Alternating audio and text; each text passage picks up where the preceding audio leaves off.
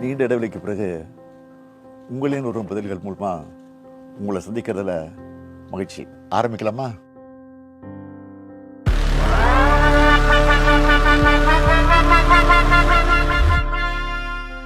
தலைவர், முதல்வர் இப்போ அப்பான்னு சொல்றாங்களே.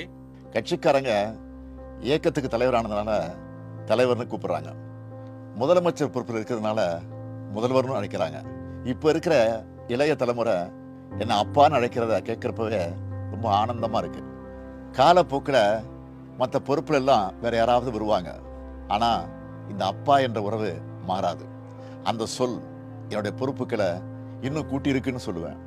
நான் இன்னும் தமிழ்நாட்டுக்கு செய்ய வேண்டிய கடமைகள் நிறைய இருக்குன்னு எனக்கு உணர்த்துது.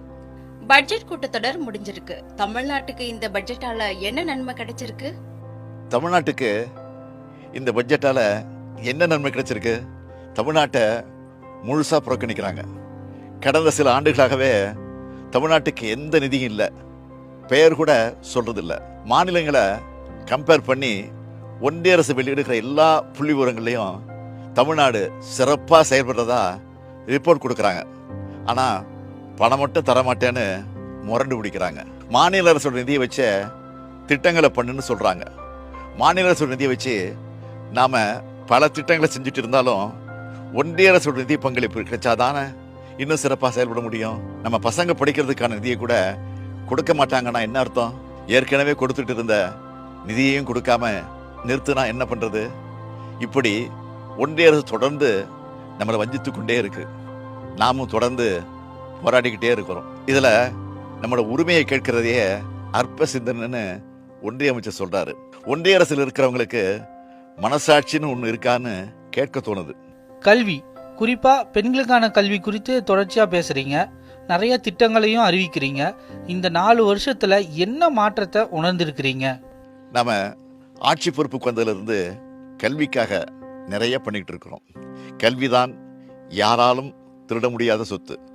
ஒருத்தரோட கல்வி அவருடைய தலைமுறையை முன்னேற்றம்னு தொடர்ந்து மாணவர்கிட்ட நான் சொல்லிக்கிட்டே இருக்கிறேன். அதனால தான் காலை உணவு திட்டம், இல்லம் தேடி கல்வி, எண்ணும் எழுத்தும், நான் முதல்வன், புதுமை பெண், தமிழ் புதல்வன்னு நிறைய திட்டங்களை செய்கிறோம்.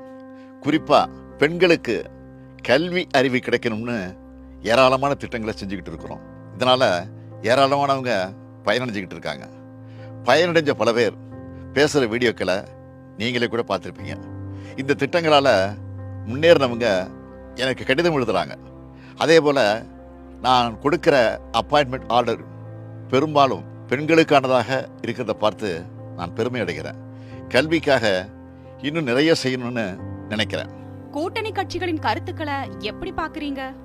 முரண்கள் இருக்கா? கூட்டணி கட்சிகளின் கருத்துக்களை நான் ஆலோசனையாக தான் பார்க்குறேன், முரண்பாடாக நினைக்கிறது இல்லை. ஒரு குடும்பத்தில் வேலை செய்கிற ஆஃபீஸில் எல்லா இடத்துலையும் கருத்து வேறுபாடுகள் இருக்கத்தான் செய்யும். கருத்து சொல்வது ஜனநாயக பூர்வமான உறவின் அடையாளம்தான். 2019 ஒன்றா சேர்ந்து தேர்தல் களத்தை சந்திச்சுட்டு வரோம். பாஜக எதிர்த்து வெற்றி பெறுவதில் இந்தியாவுக்கே எடுத்துக்காட்டா இருக்கிறது திமுக தலைமையிலான கூட்டணி தான். கருத்து முரண்பாடுகளால் எங்கள் நட்புறவில் எந்த பாதிப்பும் இல்லை. டெல்லி முடிவுகள் இந்தியா கூட்டணிக்கு சம்மட்டி அடின்னு எதிர்கட்சி தலைவர் பழனிசாமி சொல்லியிருக்காரு. நான் ஏற்கனவே சொன்னதுதான். பழனிசாமியோட அறிக்கையை பார்த்தா பாஜகவோட அறிக்கைகள் மாதிரி தான் இருக்கும். அவருடைய வாய்ஸே பாஜகவின் டப்பிங் வாய்ஸ் தான்.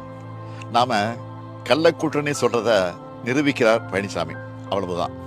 இதெல்லாம் பேசுறதுக்கு முன்னாடி அவர் தன்னோட தோல்விகளை பற்றி யோசிச்சு பார்க்கணும். பெண்களுக்கு எதிரான பாலியல் குற்றங்கள் சம்பந்தமா நிறைய செய்திகள் இப்பெல்லாம் வருதே. பெண்களுக்கு எதிரான குற்றங்கள்ல நம்ம உடனடியாக ஆக்ஷன் எடுக்கிறோம். தவறு செய்கிறவங்க யாராக இருந்தாலும் கைது செய்கிறோம். பாலியல் குற்றங்களுக்கு இன்னும் கடுமையான தண்டனைகளை வழங்குவதற்கு சட்டமன்றத்தில் நானே சட்டம் கொண்டு வந்திருக்கிறேன். சிறப்பு நீதிமன்றங்களை கொண்டு வந்திருக்கிறோம். சீக்கிரம் தண்டனை வாங்கி கொடுக்குறோம். பாலியல் குற்றங்கள் செய்கிறவங்க அவங்க வீட்டில் இப்படி ஒரு குற்றம் நடந்தால் எப்படி எதிர்கொள்வாங்கன்னு நினச்சி பார்க்கணும். சோஷியல் மீடியாலாம் பாப்பீங்களா? ஓய்வு நேரங்களில் பார்க்கறது உண்டு. செய்திகளை விட மக்களோட கமெண்ட்ஸ் என்னன்னு பார்ப்பேன். தீயதை விளக்கிட்டு நல்லதை எடுத்துப்பேன். யாராவது கோரிக்கை வச்சுருந்தா, அது நியாயமான கோரிக்கையாக இருந்தால் அதை தீர்த்து வைக்க சொல்லி சம்பந்தப்பட்ட அமைச்சர்களுக்கு அதிகாரிகளுக்கும் அனுப்பி வைப்பேன். பொதுவாக சோஷியல் மீடியாக்களில் நிறைய உணவு சம்பந்தப்பட்ட வீடியோக்கள் வருது. நிறைய பேர் ஹோட்டலுக்கு போய் ஃபுட் ரிவ்யூ போடுறாங்க. இளம் தலைமுறையினர் ஃபுட்டுக்கு இம்பார்ட்டன்ஸ் கொடுக்கறது மாதிரிய ஃபிட்னஸுக்கும் இம்பார்ட்டன்ஸ் கொடுக்கணும். வெளி மாவட்ட பயணங்களுக்கு போறப்போ கிடைக்கிற அனுபவங்களை பத்தி சொல்ல முடியுமா?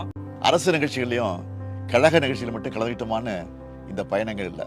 எந்த மாவட்டத்துக்கு போனாலும் அந்த பகுதியில் இருக்கக்கூடிய பொதுமக்கள், வணிகர்கள், மாணவர்கள் எல்லாரையும் சந்திச்சு பேசுறேன். என்னை சந்திக்கிறப்போ மக்களோட முகத்துல மகிழ்ச்சியும் நம்பிக்கையும் பார்க்கிறேன். ஒவ்வொருத்தரும் என்கிட்ட உரிமையோடு பேசுறாங்க. மக்களுக்கான கவர்மெண்டா உங்க கவர்மெண்ட் இருக்குன்னு சொல்றாங்க. நம்மளோட குறைகள் தீர்க்கப்படணும் நம்பிக்கையோட மனுக்களை கொடுக்குறாங்க. கூடுமான வரைக்கும் எல்லா மனுக்களுக்கும் தீர்வு காண்றோம். அந்த பிரச்சனையை தீர்க்க முடியலைன்னா ஏன் அதை செய்ய முடியலன்னு அவங்களுக்கு தெரியப்படுத்துறோம்.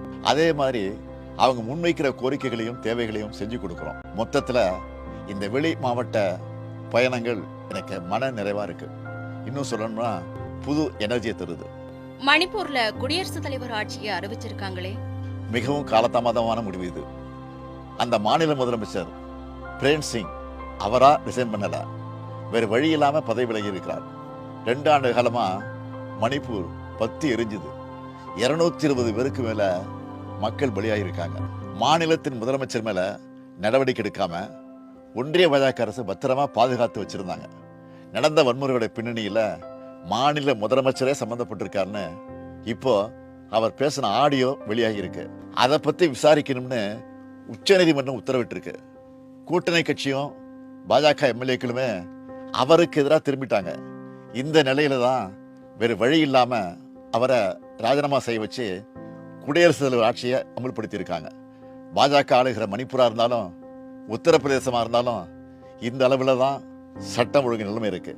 இந்த லட்சணத்துல இவங்க அடுத்த மாநிலத்தை பத்தி கூச்சம் இல்லாம பேசுறாங்க. நம்மளை பொறுத்த வரைக்கும் மணிப்பூர்ல விரைவில் அமைதி திரும்பணும். மக்களை காக்கிற, மக்கள் விரும்புகிற மக்கள் ஆட்சி அமையணும்.